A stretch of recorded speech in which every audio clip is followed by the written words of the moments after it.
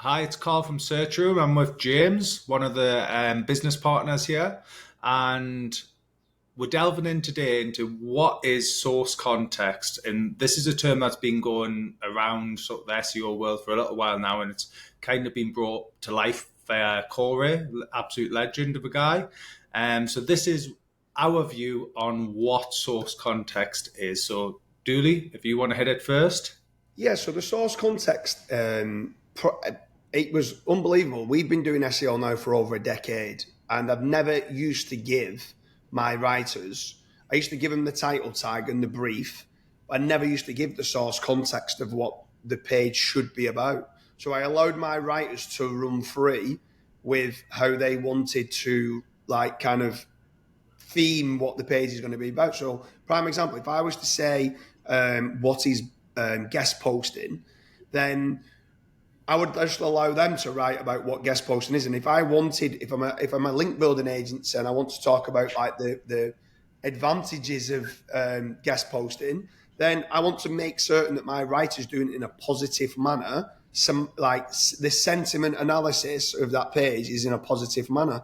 So my source context would be explaining to my writer how I want the context of the page that needs to be.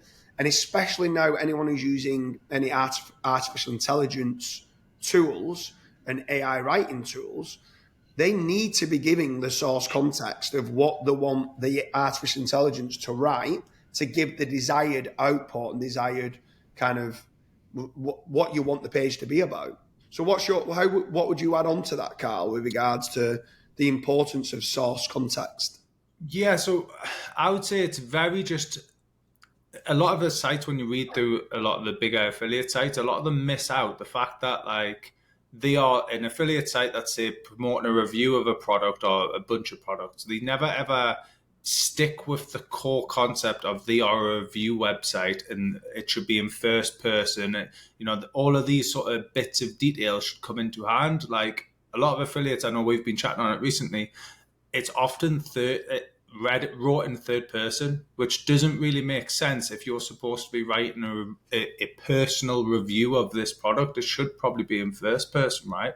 So the source context really defines what the website and the whole context of the website should be about. And then every article from that should be in line with what the source context is. So specifically, you know, if it's a gambling website that's doing, let's say, horse racing, it should always be, you know, horse racing first or horse racing betting first as a priority on the page. So in the macro content should all be focused around, you know, horse race betting, and then leading to the micro content being all about, you know, related terms with the horse race betting and gambling. And Even like certain things of where like the Corey's kind of framework and how Corey kind of educates people about semantic SEO is the source context completely changes your content brief, the positioning of the H2s for what becomes the most important H2. Now, what's been crazy is previously I used to just believe it's words on a page and Google reads like with a word cloud, the words on a page. I always knew there was more kind of weight given to content higher up the page in the macro content. But now with the exact same content on the page and just moving certain H2s to be in the macro and in the micro content can completely make a difference to a page ranking and not ranking.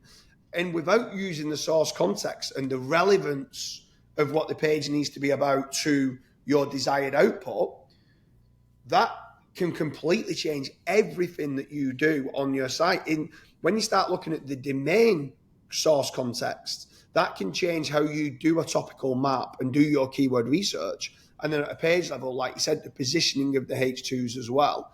It's crazy for many years how I've not even been, I'd say this is one of the main takeaways from learning the semantics and how semantic SEO works, from Corey's training and speaking to Pavel and people like that are very, I'd say, a lot higher level than me with regards to I'm a holistic SEO that wants to do everything.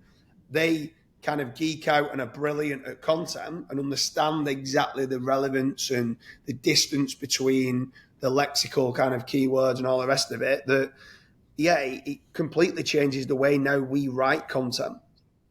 And I would say more importantly, with the age of AI, it's like almost vital, right? You need like, otherwise it's just going to spit out that same old content that has no difference to any other content in terms of similarity. And then, you're going to very quickly get found out that you're pretty much just using AI content. Yeah. Let us know if you're watching this video. Let us know. Are you using any AI writing tools? If you are you using the source context to go with the title tag? So you're helping to aid the artificial intelligence to give the desired output of what you want to make the kit as relevant as can be alongside how the context is. Leave a comment in the comment section and let us know. Are you using source context as part of your SEO content writing?